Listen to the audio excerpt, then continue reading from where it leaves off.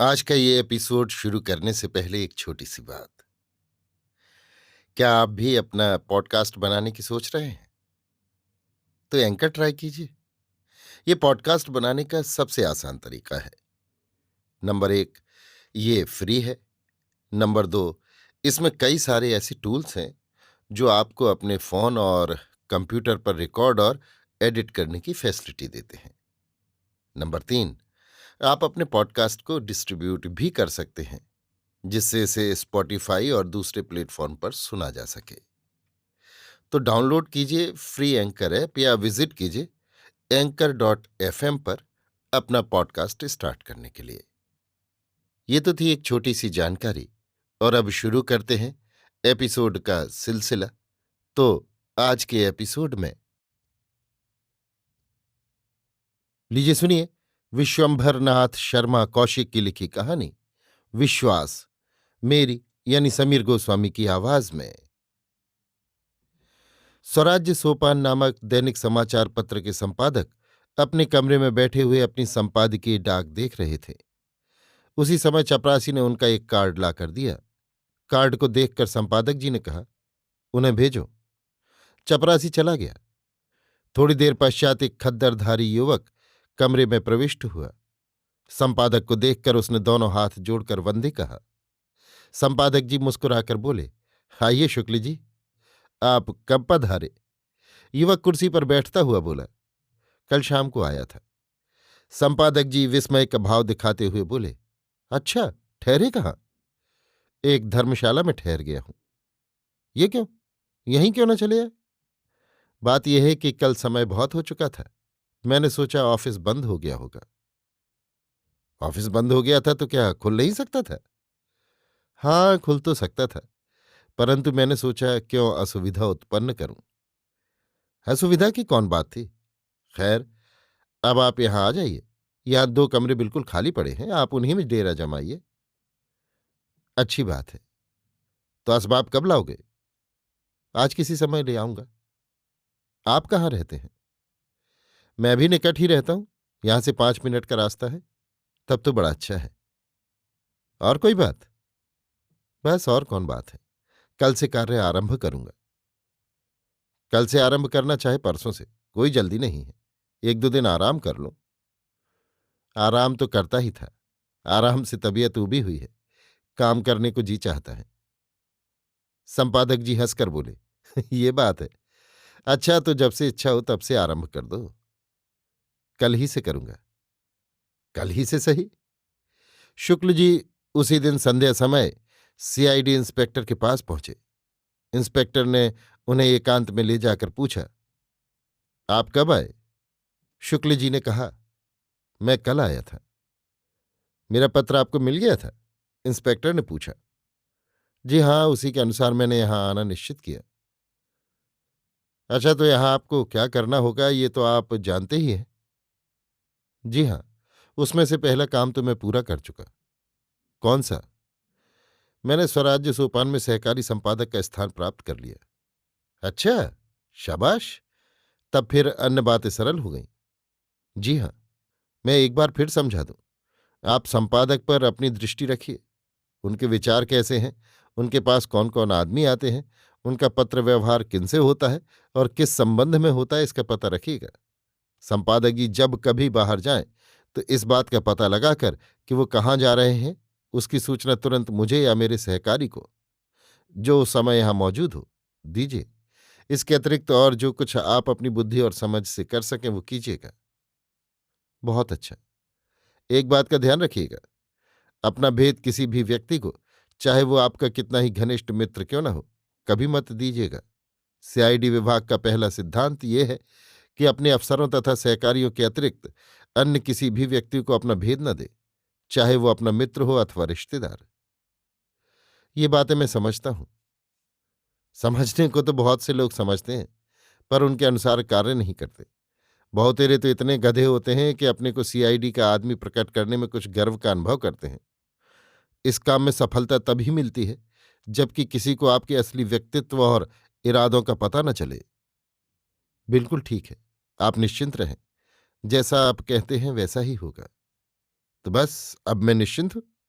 आप जब कोई आवश्यक बात हो, जैसे कोई नया आदमी संपादक के पास आवे और उस पर आपको संदेह उत्पन्न हो, अथवा कोई ऐसा पत्र मिले जिसमें कोई संदेह की बात हो, तो उसकी सूचना मेरे दफ्तर में दीजिएगा।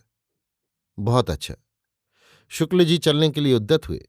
इंस्पेक्टर ने खड़े होकर कहा, ये तो शायद आपको मालूम ही है कि इस नगर में आपका सहकारी कोई नहीं है और मैं तथा मेरे सहकारी आपके अफसर हैं। यहाँ की स्थानीय सीआईडी? इंस्पेक्टर शुक्ल जी का वाक्य पूरा होने के पूर्व ही बोल उठा, यहाँ के स्थानीय सीआईडी से आपका कोई संबंध नहीं है। उनके लिए आप उतने ही अपरिचित हैं जितने कि एक साधारण आदमी के लिए। आप केवल ये दो बातें याद रखें।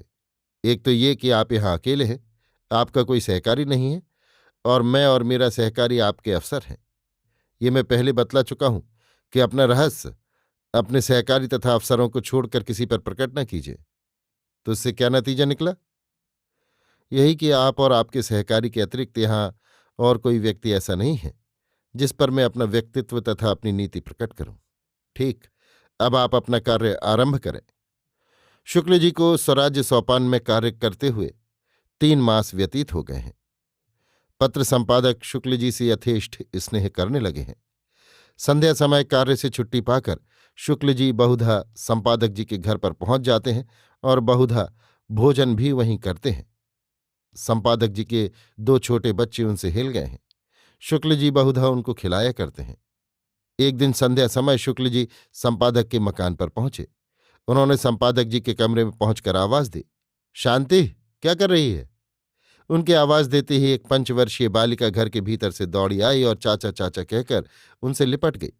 शुक्ल जी ने उसे गोद में उठा लिया और बोले, क्या कर रही थी? लड़की ने कहा, कुछ नहीं, बैठी थी। खाना खा लिया? हाँ। पिताजी क्या कर रहे हैं? नहा रहे हैं। शुक्ल जी बालिका को गोद में लिए बाहर आ गए। कमरे के सामने कुछ थोड़ी सी खुली भूमि थी। वहां खूब पानी छिड़का हुआ था और 3-4 कुर्सियां पड़ी हुई थीं। शुक्ल जी एक कुर्सी पर बैठ गए। बालिका थोड़ी देर पश्चात भीतर चली गई। बालिका के भीतर जाने के 5 मिनट पश्चात संपादक जी बाहर आए और बोले, कहिए शुक्ल जी, क्या है? कुछ नहीं, ऐसे ही चला आया। भोजन कर चुके? जी हाँ। ना किया हो तो यहां तैयार है, कर लो। नहीं, मैं खा पी कर आया हूं। अच्छा, तो फिर बैठो, मैं भोजन करके अभी आता हूं। हाँ हाँ, आप भोजन कराइए, मैं बैठा हूं। संपादक जी चले गए। 20 मिनट के पश्चात संपादक जी बाहर आए और शुक्ल जी के पास कुर्सी पर बैठ गए। नौकर ने पान दिए। पान खाकर संपादक जी पेट पर हाथ फेरते हुए बोले, आज शाम की डाक से मुझे एक पत्र मिला है। उस पत्र के अनुसार मैं कल शाम को 3-4 दिन के लिए बाहर जाऊंगा। शुक्ल जी ढीले ढाले बैठे थे। संपादक जी की बात सुनकर सजग हो गए। उन्होंने उत्सुकतापूर्वक पूछा, कहाँ जाइएगा? बनारस जाऊंगा। कुछ काम है? हाँ, वहां मेरे एक संबंधी है, उनके यहां विवाह है। बच्चे भी जाएंगे? नहीं, बच्चों को ले जाना झंझट है। गर्मी बहुत पड़ रही है, अकेला ही जाऊंगा। अच्छी बात है, हो आइए। मुख्यलेख और टिप्पणियां आपको लिखनी पड़ेंगी। लिख लूंगा। अन्य सब कार्य तो उपसंपादक लोग कर ही लेंगे। आप निश्चिंत रहें, सब हो जाएगा। मुझे अधिक से अधिक 4 दिन लगेंगे, जिसमें एक दिन के लिए अर्थात परसों के लिए तो मैं मुख्य लेख दे ही जाऊंगा, और हो सका तो टिप्पणियां भी लिख दूंगा। शेष 3 दिन आपको सब लिखना पड़ेगा। कोई बात नहीं, टिप्पणियां तो बहुधा मैं ही लिखता हूं। रह गया केवल मुख्य लेख, सो 3 दिन की तो बात ही है। हाँ, लेख उतने अच्छे ना होंगे जितने आपके होते हैं। नहीं, आप भी अच्छा लिखते हैं। आपने अभी तक 2 मुख्य लेख लिखे, दोनों अच्छे थे। अजी, अभी मुझे लिखना विखना आता ही कहाँ है।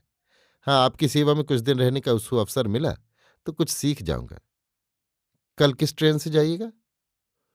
रात में 10 बजे के लगभग एक ट्रेन जाती है, उसी से जाऊंगा। आपके संबंधी वहां किस मोहल्ले में रहते हैं? ठठेरी बाजार में रहते हैं। क्यों? मैं भी कुछ दिन बनारस में रहा हूं। मैंने सोचा कदाचित मैं उन्हें जानता हूं। वो कोई प्रसिद्ध आदमी तो है नहीं, साधारण आदमी है। बर्तनों की दुकान करते हैं। बर्तन वाले तो कई मेरे परिचित हैं। उनका नाम क्या है? संपादक जी ने नाम बता दिया। शुक्ल जी कुछ क्षण तक सोचकर बोले, उन्हें मैं नहीं जानता। इसके पश्चात थोड़ी देर इधर उधर की बातचीत करके शुक्ल जी बोले, अच्छा, तो अब जाता हूं, टहलता हुआ ऑफिस चला जाऊंगा। अच्छी बात है, जाओ। मैं भी अब ऊपर छत पर जाकर लेटता हूं। 8 तो बजा होगा। शुक्ल जी अपनी रिस्ट वॉच देखकर बोले, हाँ, 8:10 हुए हैं। वहां से चलकर शुक्ल जी सीधे खुफिया पुलिस इंस्पेक्टर के पास पहुंचे। उन्हें देखकर इंस्पेक्टर ने पूछा, कहो क्या समाचार है? समाचार ये है कि कल संपादक जी बनारस जाएंगे, 10 बजे रात की गाड़ी से। किस काम से जा रहे हैं? उनका कथन तो ये है कि कोई विवाह है, उसमें जा रहे हैं। कहाँ ठहरेंगे? शुक्ल जी ने पूरा पता बता दिया। इंस्पेक्टर ने कुछ देर चुप रहकर कहा, 3 महीने आपको हो गए, आपने अभी तक कोई ऐसी बात न बताई जिससे कुछ काम निकलता। कोई ऐसी बात ही नहीं हुई, होती तो बताता। हुई क्यों ना होगी, पर जान पड़ता है आपको पता नहीं चलता। ये तो असंभव है। मैं ऑफिस में ही रात दिन रहता हूं, प्रत्येक आदमी को देखता रहता हूं, जितनी चिट्ठियां आती हैं उन्हें भी पढ़ता हूं। केवल संपादक जी की व्यक्तिगत डाक मुझे पढ़ने को नहीं मिलती। वही तो खास चीज है, इंस्पेक्टर ने मेज पर हाथ मारकर कहा। वो तो मुझे देखने को मिल ही नहीं सकती। जरूरत उसे ही देखने की है। साधारण संपादकीय पत्रों में क्या धरा है? देखिए, चेष्टा करूंगा। इस विभाग में आपकी उन्नति तभी हो सकती है जब आप कोई काम करके दिखाइएगा।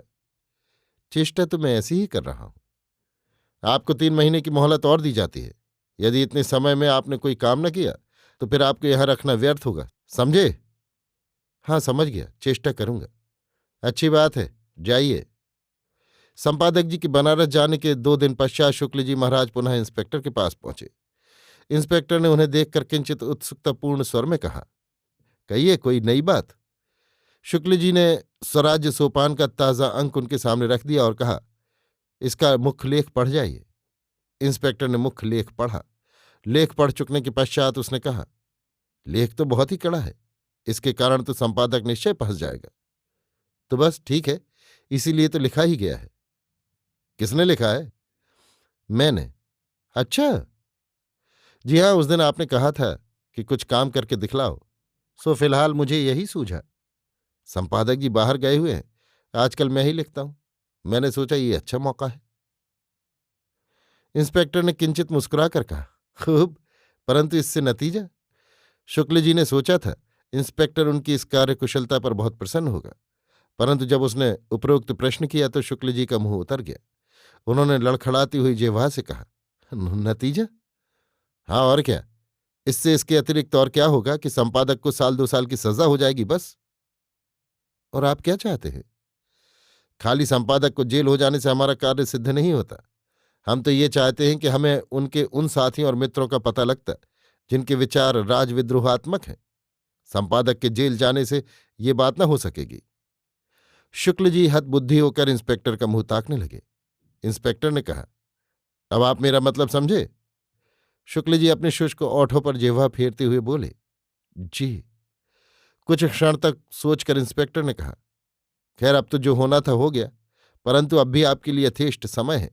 इस लेख के संबंध में संपादक को सजा होने में 3-4 महीने लग जाएंगे, संभव इससे अधिक भी लग जाए। अतएव आप अपना कार्य जारी रख सकते हैं। शुक्ल जी की जान में जान आई। उन्होंने दांत निकालकर कहा, हाँ, ये बात तो है, अभी तो काफी समय है। संपादक जी ने स्वराज्य सोपान का अंक मेज पर रखते हुए कहा, लेख तो बहुत सुंदर रहा, परंतु कुछ बातें इसमें ऐसी आ गई हैं जिन पर यदि सरकार चाहे तो मुकदमा चला सकती है। शुक्ल जी ने कहा, चला सकती है तो चलावे, मैं इस बात से जरा भी भय नहीं खाता। मैं तो प्रत्येक समय जेल जाने के लिए तैयार रहता हूं। संपादक ने हंसकर कहा, परंतु इस मामले में तुम्हें नहीं, मुझे जेल जाना पड़ेगा। क्यों? शुक्ल जी ने अत्यंत विस्मित होने का भाव दिखाते हुए पूछा। इसलिए कि पत्र का संपादक, प्रकाशक, मुद्रक सब कुछ मैं ही हूं, परंतु लेख तो मैंने लिखा है। तो इससे क्या हुआ? प्रथम तो उसमें तुम्हारा नाम नहीं है, दूसरे उसका उत्तरदाता तो मैं ही हूं। शुक्ल जी ने सिर झुका लिया और बहुत सुस्त हो गए। संपादक ने शुक्ल को प्रोत्साहित करने के अभिप्राय से कहा, कोई अधिक चिंता की बात नहीं है, जो कुछ होगा देखा जाएगा। शुक्ल जी रौनी सूरत बनाकर बोले, यदि आप पर कुछ आंच आई तब तो मुझे बड़ा ही अफसोस होगा।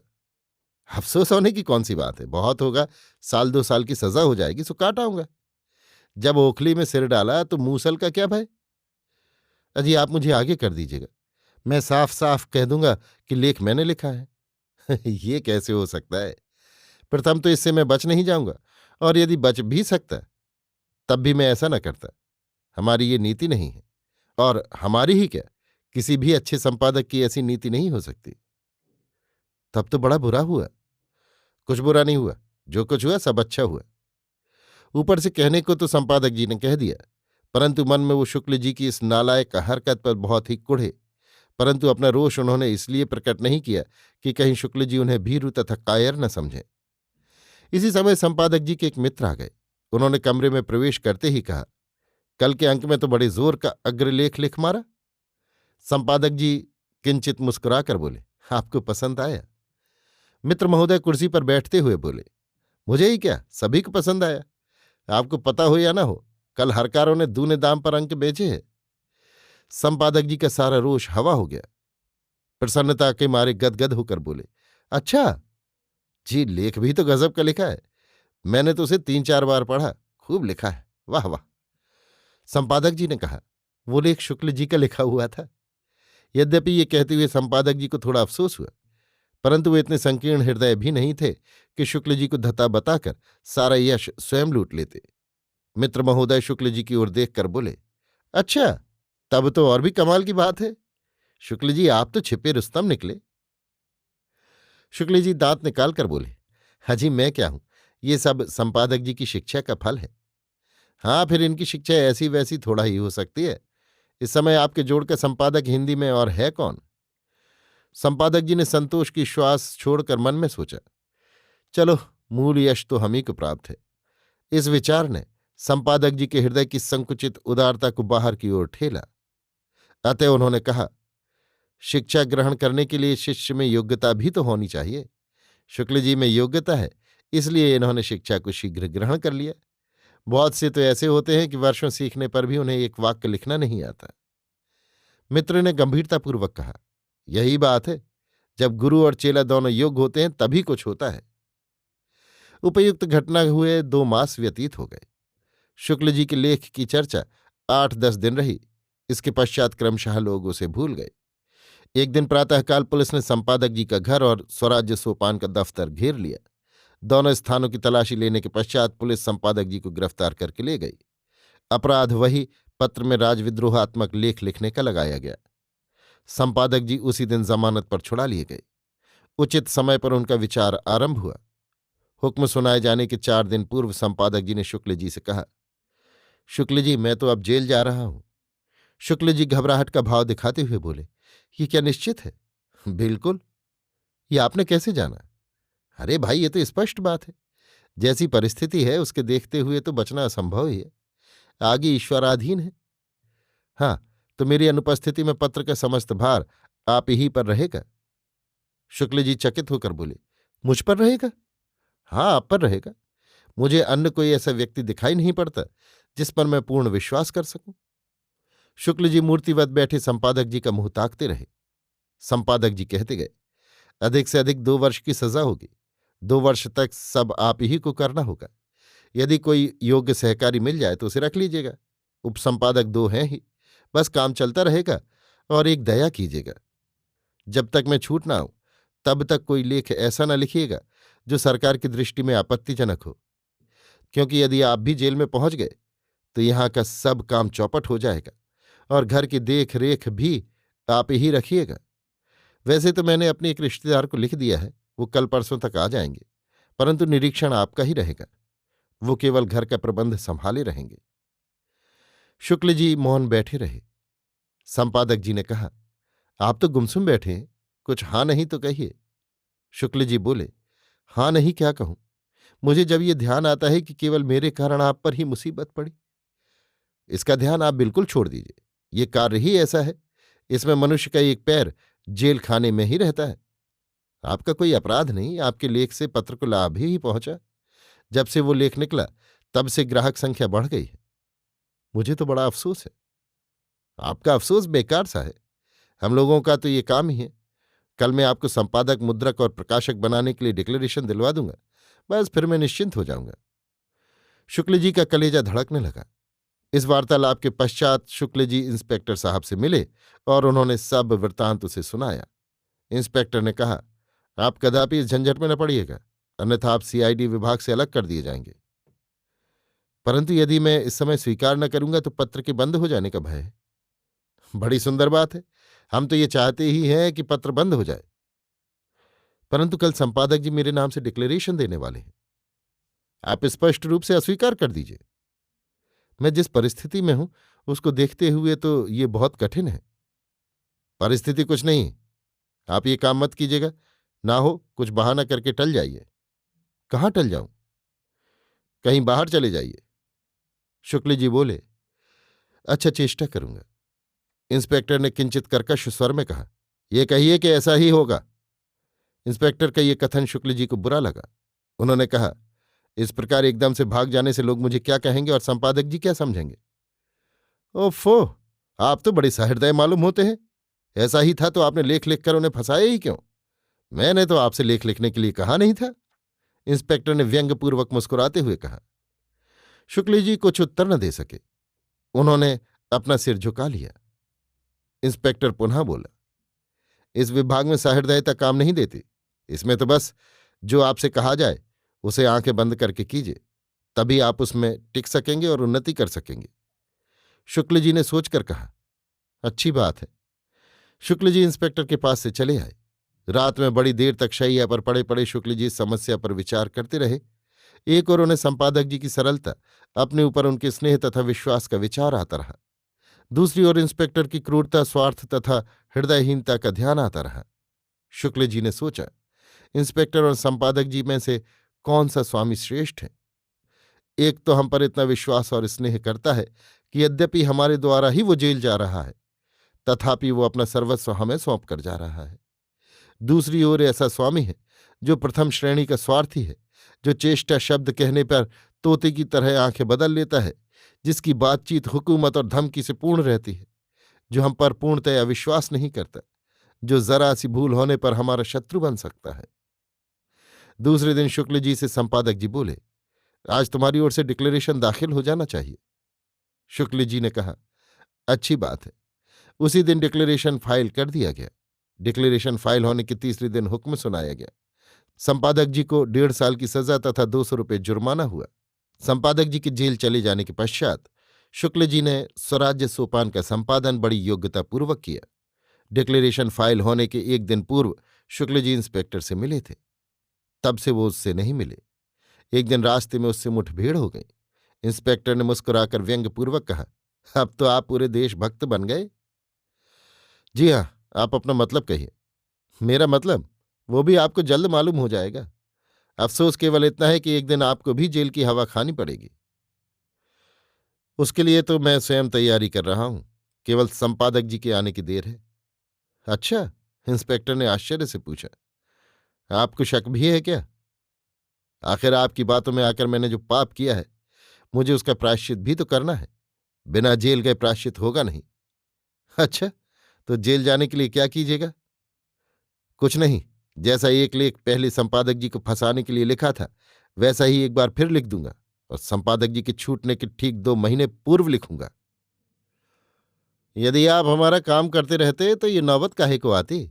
इस समय चैन करते होते। भगवान उस चैन से बचावे। उस चैन से यही बेचैनी कहीं अच्छी है। इतना कहकर शुक्ल जी चल दिए। इंस्पेक्टर होठ चबाते हुए उनकी ओर ताकता रह गया।